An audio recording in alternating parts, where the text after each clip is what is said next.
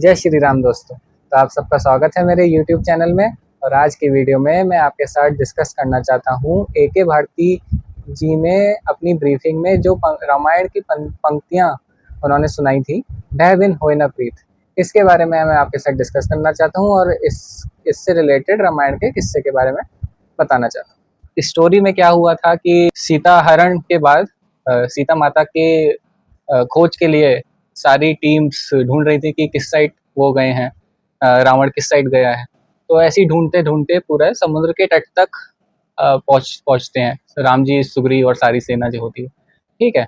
और समुद्र के तट पे फिर जटायु मिलता है। जटायु भी, तो वो अपनी जटायु पूरा वो बताता है कि हाँ, मैंने देखा था कि रावण जो राक्षस है वो हरण करके ले गया है, सीता माता को किडनैप करके ले गया है और लंका उस साइड है, समुद्र को हमें पार करना पड़ेगा।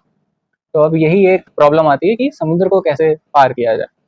तो राम जी को आइडिया आता है कि सबसे पहले मैं तपस्या करता हूँ और प्रार्थना करता हूँ समुद्र देव से कि वो हमें मार्ग दे, क्योंकि पूरी सेना को वहां तक ले जाना था, लंका तक ले जाना था। राम जी ने क्या स्टार्ट करा कि इन्होंने 3 दिन तक समुद्र देव की प्रार्थना करी, तपस्या करी।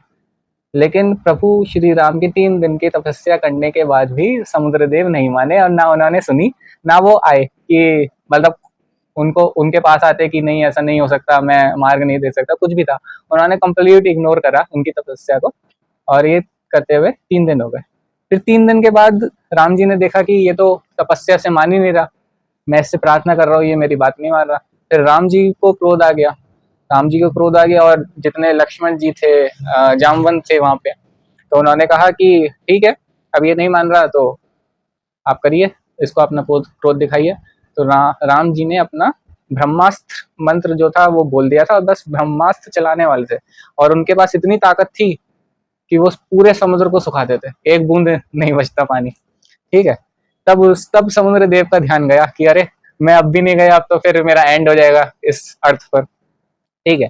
फिर समुद्र देव आते हैं और वो प्रभु श्री राम से कहते हैं कि प्रभु, मुझे कृपया करके माफ कर दीजिए, मैंने आपकी प्रार्थना नहीं सुनी। ऐसे करके समुद्र देव कहते हैं, फिर अपनी बात बताते हैं, मैं भी आपके ही आज्ञा से यहाँ पे हूँ और मैं अपना मार्ग नहीं चेंज कर सकता।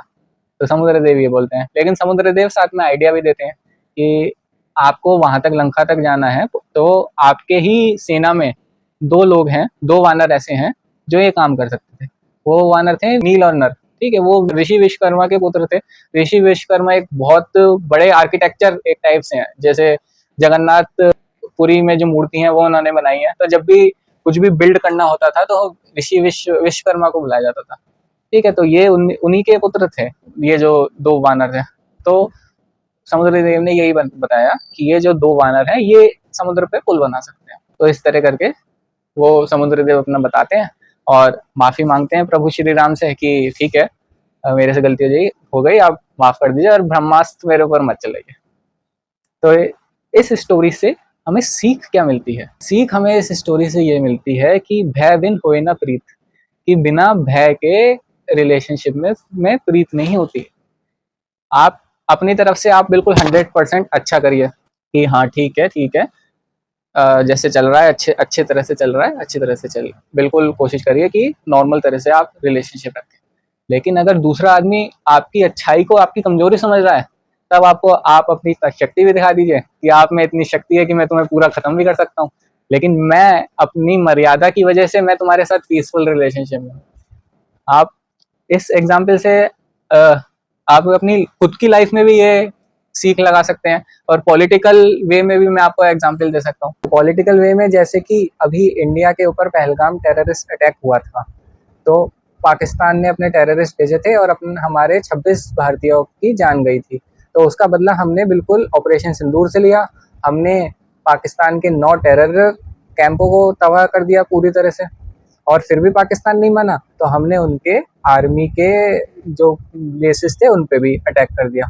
अब हम अगर इससे पुरानी जो घटनाएं हो चुकी हैं, जैसे कि 26/11 एक टेररिस्ट अटैक, इंडिया का एक बहुत ही खतरनाक टेररिस्ट अटैक हम पे हुआ था, तो ये मुंबई में हुआ था और इस वाले टेररिस्ट अटैक में 170 से 180 लोग मारे गए थे। तो इस टेररिस्ट अटैक के बाद हमने कोई इतना बड़ा डिसीजन नहीं लिया था, कोई इतना बड़ा अटैक रिवर्ट बैक नहीं करा था। जिसकी वजह से पाकिस्तान की हिम्मत और बढ़ती गई, तो इस तरह वो और टेररिस्ट अटैक करते गया। लेकिन अब हमने जो पलटवार करा है पाकिस्तान के खिलाफ, उससे हमने दिखा दिया कि भय बिन होए न प्रीत, कि अगर तुम्हें अच्छे रिलेशन रखने हैं तो तुम्हें तमीज से ही रहना पड़ेगा। अगर तुम इधर उधर कुछ भी करते हो, हम पे अटैक करते हो, तो हमारे में इतनी ताकत है, हम तुम्हें पूरा खत्म कर सकते हैं।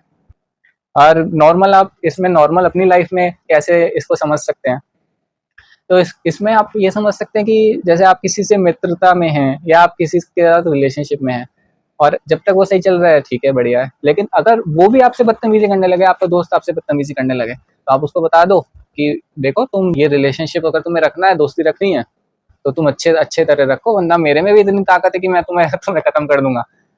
तो भय बिन होए न प्रीत, इस चीज को आप हमेशा ध्यान रखें। तो आज के टॉपिक में मुझे सिर्फ यही डिस्कस करना था। आई होप आपको मेरी वीडियो अच्छी लगी हो। अच्छी लगी तो आप प्लीज़ लाइक करें और शेयर करें, और अपने कमेंट्स सेक्शन में आप अपने फीडबैक दे सकते हैं। और एस्ट्रोलॉजी के रिगार्डिंग कुछ भी आपको जानना है तो आप मुझे कांटेक्ट कर सकते हैं। जय श्री राम।